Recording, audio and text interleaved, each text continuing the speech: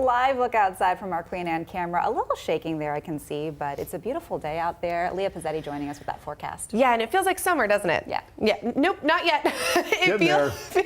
We've been there, but we're not there yet. It feels like summer, but we're still more than 2 weeks out, technically speaking. Summer solstice, June 21st. Today's June 6th. Yeah, it feels like summer, but we're not there yet. Live look at Everett, Painfield. It's blue skies out there. It's really pleasant conditions, but when you think about the time of year, it should not be this warm yet.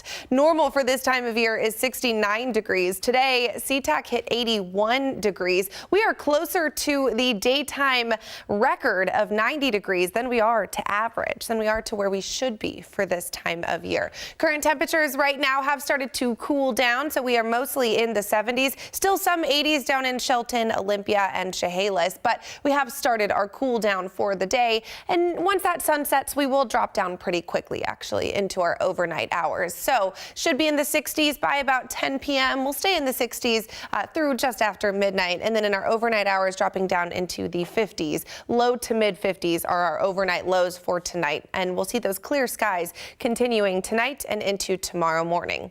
We continue to track this risk for fire. A red flag warning expires in just a couple hours at 10 p.m. this evening for everywhere in this pink zone. So it's the west slopes of the Cascades because of that critical fire weather, those dry conditions, that low relative humidity, and these warm temperatures as well. But even when that expires, we will continue to watch this elevated fire risk everywhere in the white zone and then also pink as well. Honestly, everyone in Western Washington should be aware of this because of these dry conditions, that we are going to continue to watch that increased risk for fire, that time zone when everyone should be doing their part to make sure we're not starting any fires.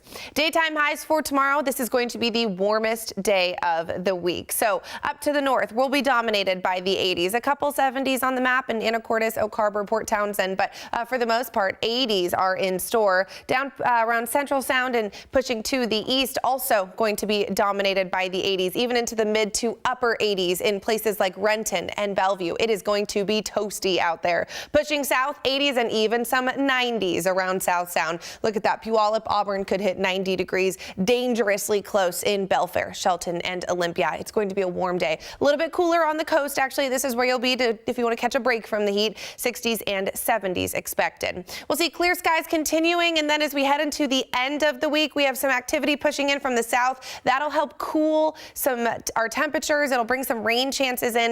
That's into the weekend. It's not going to do too much for us in the way of rain chances, but we have the shower potential Friday into Saturday. Temperatures will stay cool through that time frame as well.